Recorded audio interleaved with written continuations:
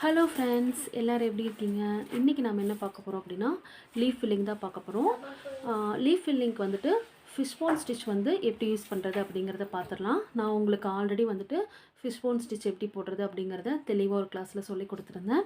இன்றைக்கி வந்துட்டு நம்ம லீஃப் ஃபில்லிங் வந்துட்டு ஃபிஷ்போன் ஸ்டிச்சு லீஃப் ஃபில்லிங்க்கு ஃபிஷ்போன் ஸ்டிச் எப்படி யூஸ் பண்ணுறது அப்படிங்கிறத பார்த்துடலாம்.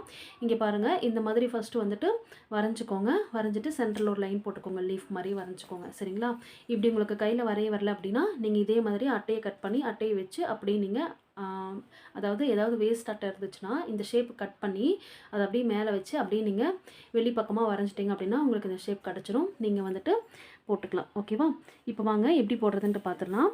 இப்போது மேலேருந்து பாதி தூரத்துக்கு பாதி தூரம் தள்ளி கொஞ்சம் டிஸ்டன்ஸ் விட்டு, ஓகேவா, மேலேருந்து கொஞ்சம் டிஸ்டன்ஸ் விட்டு த்ரெட்டை வந்துட்டு சென்டர்லேருந்து வெளியே எடுத்துக்கிறோம், சென்டர் லைன்லேருந்து. ஓகேவா? கூடவே நீங்கள் வந்துட்டு என்ன பண்ணிக்கிறீங்க அப்படின்னா ஒரு லாக் ஸ்டிச் போட்டுக்கலாம். ஓகேவா? போட்டுட்டு இப்போ என்ன பண்ணுறோம், மேலே நுனி பகுதி இருக்கு இல்லையா, லீஃபோட நுனி பகுதி அங்கே கொண்டு போயிட்டு பட்டன் கோல் கிளிக்கிற மாதிரி இழுத்துட்டு இங்கே ஒரு குட்டி லாக் ஸ்டிச் போட்டுக்கிறோம். ஓகேவா? சேம் அதே மாதிரி இப்போ வந்துட்டு ரைட் சைடு, ஓகேவா, ரைட் லெஃப்ட் அப்படின்னு சொல்லிட்டு ரெண்டு சைடுமே நம்ம ஸ்டிச் போட்டுகிட்டே வரப்போகிறோம். இப்போ நான் வந்துட்டு ரைட் சைடு போட்டிருக்கேன். ஒரு குட்டி செயின் இழுத்து கொண்டு வந்துட்டு ஒரு குட்டி செயின் போட்டுக்கிறோம். அதுக்கப்புறம் லெஃப்ட் சைடு இழுத்து கொண்டு வந்து ஒரு குட்டி செயின் போட்டுக்கிறோம். இப்போது இங்கே வந்துட்டு ஒரு குட்டி செயின் போட்டுட்டு இப்போ ஒரு நார்மல் செயின் எடுத்துக்கிறோம். போட்டுட்டு நீங்கள் என்ன பண்ணுறீங்க, கீழ்ப்பக்கமாக இப்படி இழுத்தீங்க அப்படின்னா அது கொஞ்சம் டைட் ஆகிக்கும் நார்மல் செயின். சரிங்களா? இப்போ என்ன பண்ணுறீங்க அப்படின்னா ரைட் சைடு திருப்பியும் கொண்டு போகிறோம். ஓகேங்களா? நார்மல் செயின் இடையில் ஒன்று எடுக்கிறீங்க, நார்மல் செயின் எடுத்துட்டு கீழ்ப்பக்கமாக இப்படி இழுத்தீங்கன்னா கொஞ்சம் டைட் ஆகிக்கும். நீங்கள் இப்படி திருப்பும் போது அதுவும் சேர்ந்து வராது. ஓகேங்களா? ஸோ அதனால் கொஞ்சம் நீட்டாக இருக்கும் பார்க்குறக்கு. அடுத்தது ரைட் சைடு இழுத்துட்டு ஒரு குட்டி லாக்கு, அதே மாதிரி லெஃப்ட்டு சேம் இதே மாதிரி தான் நான் போட்டுகிட்டே வரேன். நீங்கள் பாருங்கள்.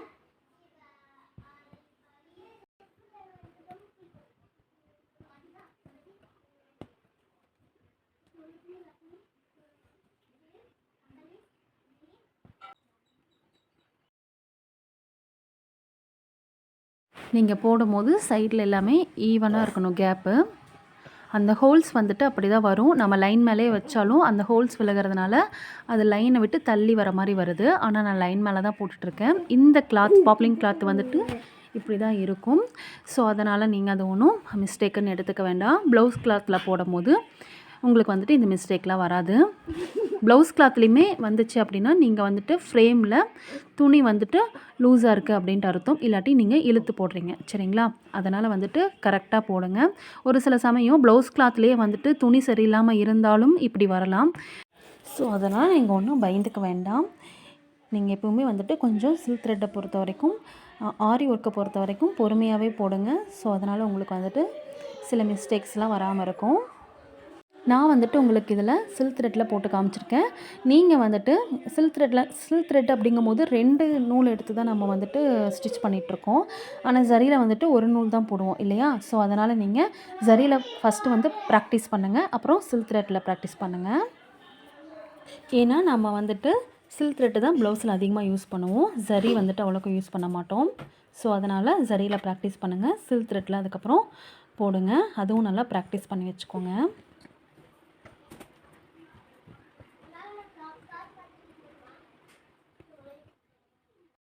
ஓகே, இப்போ இது வரைக்கும் நம்ம முடிச்சிட்டோமா? இங்கே வந்துட்டு நீங்கள் எண்டு நாட் போட்டு ஃபினிஷ் பண்ணிக்கலாம். அதாவது பீடு ஒர்க்கு, ஜரி த்ரெட் இந்த மாதிரி அவுட்லைனுக்கு வேறு கொடுக்குறீங்க அப்படின்னா இங்கே எண்டு நாட் போட்டு ஃபினிஷ் பண்ணிக்கோங்க.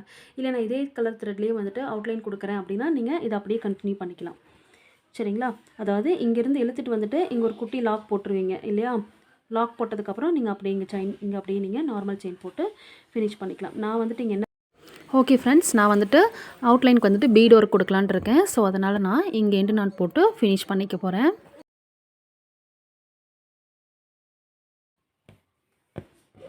ஓகே, இங்கே எண்டு நாட் போட்டு ஃபினிஷ் பண்ணியாச்சு. இங்கே நான் வந்து உங்களுக்கு பீடு கொடுத்துட்டு காட்டுறேன். ஓகே, எப்பயும் போல் நீங்கள் த்ரெட் எடுத்துகிட்டு, அதாவது நான் வந்துட்டு பீடு கொடுக்க போகிறேன், 3 mm பீடு தான் கொடுக்க போகிறேன்.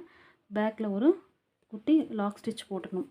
போட்டுட்டு தானே நம்ம வந்துட்டு போடுவோம். இதெல்லாம் வந்துட்டு நான் உங்களுக்கு பீடெல்லாம் வந்துட்டு எப்படி ஷேப்பில் யூஸ் பண்ணுறதுன்னு சொல்லி ஒரு தனி வீடியோவே நான் போட்டிருக்கேன்.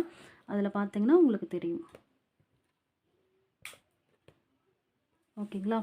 திலகம் ஷேப்புக்கெலாம் வந்துட்டு எப்படி நம்ம பீடு ஒர்க் பண்ணணும், அதே மாதிரி ஷார்ப்பான எஜெக்டெல்லாம் எப்படி நம்ம கொண்டு வரணுங்கிறதெல்லாம் தெளிவாக அந்த வீடியோவில் நான் போட்டிருக்கேன். அதனால் நீங்கள் அந்த வீடியோவை கண்டிப்பாக பாருங்கள்.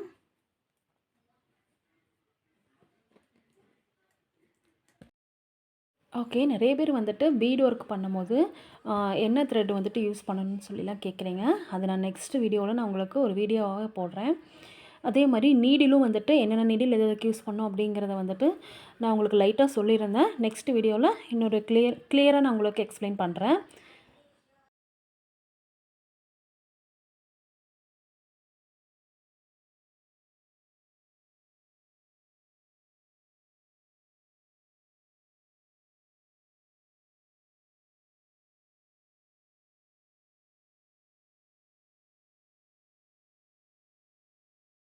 ஓகே. நான் 3 mm பீடு கொடுத்துட்டு ஃபில் பண்ணிவிட்டேன். நீங்களும் வந்துட்டு இதே மாதிரி ஸ்டிச் பண்ணுங்கள். இதில் ஏதாவது டவுட் இருந்துச்சுன்னா கண்டிப்பாக கமெண்ட் பண்ணுங்கள். நான் உங்களுக்கு ஆன்சர் பண்ணுறேன். மறக்காம என்னோட சேனலுக்கு சப்ஸ்கிரைப் பண்ணிடுங்க. நெக்ஸ்ட் வீடியோவில் டைப் 2 வந்துட்டு எப்படி போடுறது அப்படிங்கிறத பார்த்துடலாம். Thank you friends. Thank you so much. கண்டிப்பாக வந்துட்டு இந்த வீடியோ எவ்வளோ யூஸ்ஃபுல்லாக இருந்துச்சுன்னு சொல்லிட்டு லைக் பண்ணுங்கள் அண்ட் கமெண்ட் பண்ணுங்கள். நானும் தெரிஞ்சுக்கிறேன். Thank you friends.